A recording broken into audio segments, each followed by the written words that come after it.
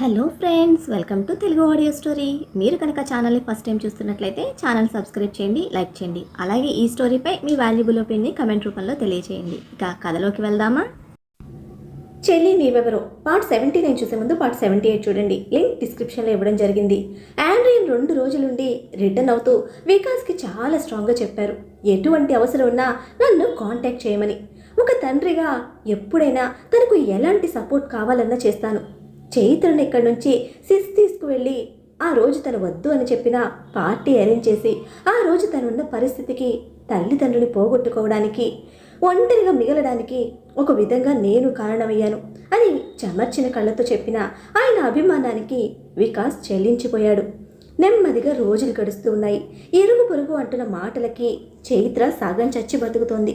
ఇక అక్కడే ఉంటే చైత్ర మరింత కుంగిపోతుందని వికాస్కి వేరే ఇల్లు చూడమని చెప్పారు భ్రమరాంబ.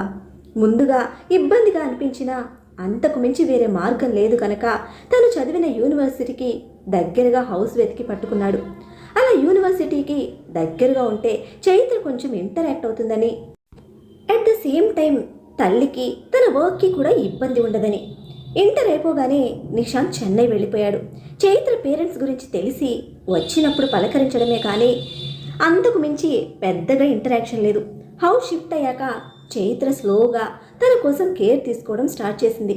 పెద్ద వయసులో కూడా భ్రమరాంబ గారు ఎంతో ధైర్యంగా మనవరాలికి అన్ని విధాలా తానే నిలబడ్డారు.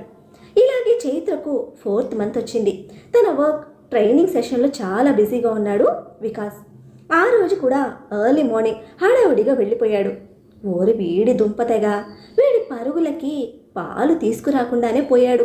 కనీసం కడుపుకి తిండి కూడా సరిగ్గా తినడం లేదు.